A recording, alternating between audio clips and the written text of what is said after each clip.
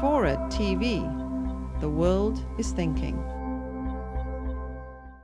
There I was in February of 1996 with 4 children under the age of 7 and a job as a senior editor at the Harvard Business Review, hoping to be the editor. And I was invited to give a speech in Hawaii to a group of 1,500 insurance executives. This was a gigantic achievement. I felt like, wow, somebody was going to pay to hear what I had to say. It was huge. Plus, felt like a lot of money. So off I went. But because I was going to crack the work-life balance code, because I was going to be the first woman to have it all at the same time, I decided on a brilliant scheme. I was going to bring my two of my oldest children with me. I was going to bring the 6-year-old and 5-year-old. And as I said to the client, you won't even notice my children are here. They're like little adults. And as I said to the children, Mommy's going to do a little work you won't even notice. And of course, setting myself up for the grand finale of this disastrous event, when as I was giving the keynote address in my bow shirt and power suit with my pointer up in the front of the room with like a sea of heads going out, I had warehoused the children in a hula dancing class on the beach, and they made a jailbreak, and they came to hunt me down, and in the far distance I could see their little hula-clad bodies in the back. Screaming, "Mommy, Mommy!" And then I was wrapping it up faster and faster, and they just came right in the door. And they came running towards me as I was delivering my grand finale on the history of management. And I thought, something has got to change. Something has got to change. My life is living me. My decisions are making themselves on me, and I'm not living in any way, maturely or proactively or deliberately or all those things you're supposed to be living by the time you're 30-something years old. And I thought, well, I can't undo the past, but I certainly can try to get a grasp on the future. Well, how was I going to do that? Well, the vague idea that floated into my mind was 10-10.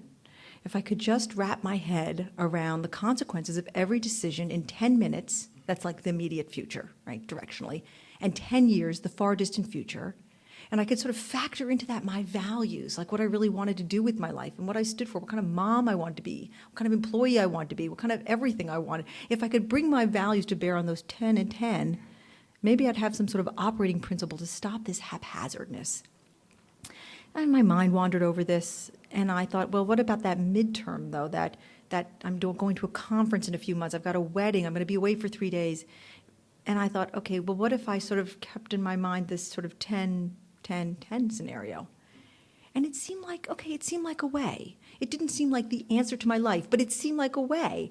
But it sort of started to play itself out. I started using it right away. I mean, right after I got back from this disastrous trip from Hawaii, I was going to go home at 6 o'clock, and I told the kids, I'll be home at 6, don't worry, we'll watch Malcolm in the Middle together, and Mother of the Year. But of course, at 5:30, my boss walked into the cubicle and said to me, I need you to stay till 11 o'clock tonight, we've had a production disaster, see ya, and walked out. And instead of trying to do everything all at once, getting in my car, driving home, making hot dogs in the microwave, running out the door, getting back to the office, I thought, let me just try that 10-10-10 thing. And I thought in 10 minutes, the kids are going to implode, or my boss is going to be very pouty and upset. In 10 months, I can actually make this up to my kids because I have flexibility in my job. I'm an editor. I can work at night. But in 10 months, if I want that performance review to be the one that I need to get the promotion, I don't think I can make up this big lack of availability in a crisis in 10 months. And in 10 years, my career was going to be where it should be, not based on this one decision. And in 10 years, look, the way I figured it, I had 4 children. Some of them were going to be in therapy for one reason or other, and this was not going to be the deciding factor. Then I thought about my values. I loved working. I didn't want to apologize for it. I loved my job. I was going to be a full-time working mom.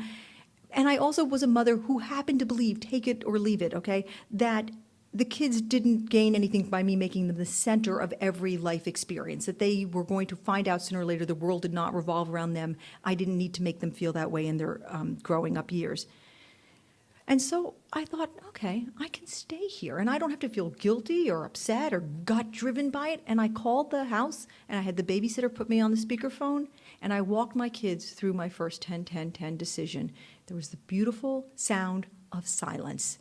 And then my oldest boy, the one in the hula skirt, said, okay, Mom, all right, we'll explain the plot to you in the morning. Have a good time at work.